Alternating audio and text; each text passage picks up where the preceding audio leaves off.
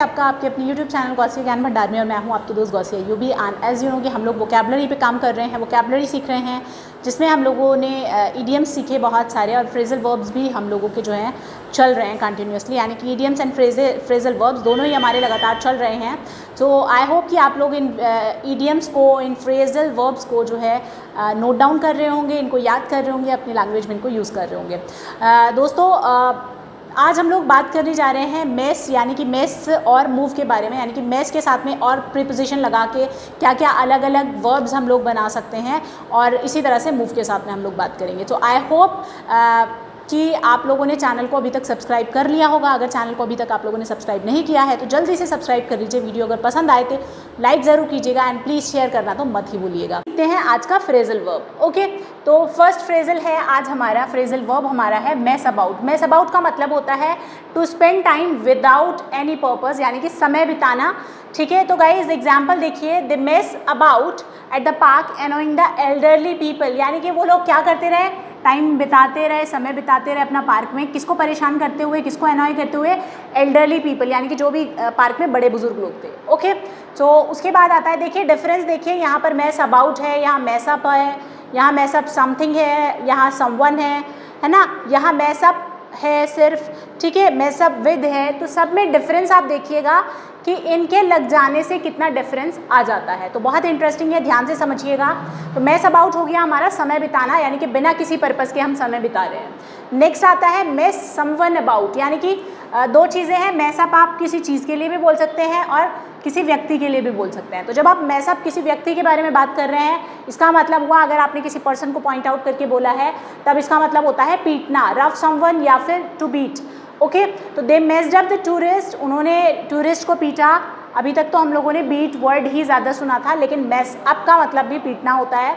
तो उन्होंने मेसअप किया टूरिस्ट को, और क्या किया, उनको लूट भी लिया, उनका पैसा भी लूट लिया।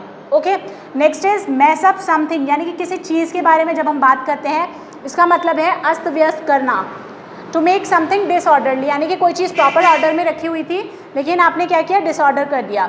तो एग्जाम्पल देखिए, they messed up all my belongings while I was away, ये मेरे साथ अक्सर होता है, मेरी छोटी सिस्टर हमेशा ऐसे ही करती है। तो उन्होंने क्या किया, मेरी चीज़ें जो थी अस्त व्यस्त कर दी, जबकि मैं अवे थी, I was away. Okay, next is mess up. Mess up का मतलब होता है गलती करना। गलती करना मतलब टू मेक एन एरर।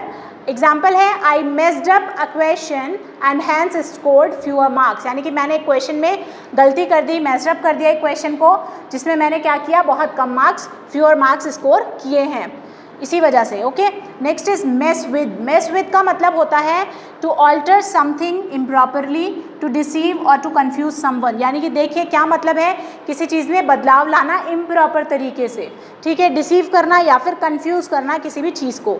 तो एग्जाम्पल है, don't mess with the sitting arrangement, यानी कि जो बैठने का अरेंजमेंट किया गया है, सिटिंग अरेंजमेंट जो किया गया है, इसको मैसअप मत करो, मैस इसके साथ मैस विद मत करो, मैसअप नहीं मैस विद बोलेंगे। ठीक है, तो किसी भी चीज़ के बारे में इम्प्रॉपरली जब आप लोग छेड़खानी कर देते हो, अल्टर कर देते हो, उसमें चेंजेस कर देते हो, उसको हम बोलते हैं mess with.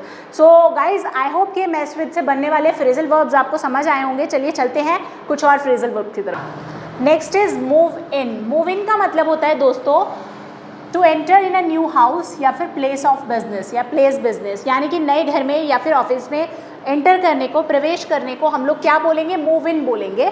Okay, so example है, I moved in but found the house not safe, यानी कि मैं नए घर में प्रवेश तो कर गई है, नए घर में तो मैं प्रवेश कर गई, लेकिन वो मुझे सेफ नहीं लगा। Okay, next is move on. ये तो हम बहुत सुनते हैं, मूव ऑन। मूव ऑन का मतलब होता है आगे बढ़ना। तो टू कंसंट्रेट वंस इमोशन और attention on other matter in recovering from a setback और डिफ़िकल्टी, यानी कि लाइफ में जो कुछ भी बुरा, गलत वलत कुछ भी हुआ है आपके साथ, उन सबको पीछे छोड़कर आगे बढ़ना। ओके, तो एग्जाम्पल है, control your emotions and move on in life, यानी कि अपने इमोशंस को कंट्रोल कीजिए और लाइफ में मूव ऑन कीजिए। Next is move out. Move out का मतलब होता है रहने का स्थान छोड़ देना, यानी कि to leave a house. So I moved out of the government allotted flat, यानी कि मैंने मूव आउट कर दिया है जो गवर्नमेंट ने फ्लैट अलॉट किए थे, पर मुझे नहीं पता कब किए थे मुझे।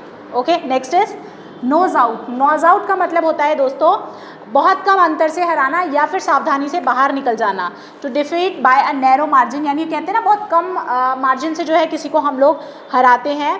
या फिर to move courteously out of the same place, यानी किसी प्लेस से सावधानी से निकल गए। तो एग्जाम्पल है she nosed out her competitor, है ना, उसने अपने कॉम्पिटिटर को क्या किया, नोज आउट किया, यानी कि बहुत कम मार्जिन से उसने हरा दिया या फिर वो सावधानी से निकल आए। आप कुछ भी यूज़ कर सकते हैं। सो आई होप गाइस ये सारे फ्रेजल वर्ब्स आपको समझ आए होंगे, पसंद आए होंगे। पसंद आए तो वीडियो को ज़रूर लाइक कीजिएगा, शेयर कीजिएगा एंड चैनल को सब्सक्राइब करना मत भूलिएगा। Thank you so much for watching. खुश रहिए, मुस्कुराते रहिए।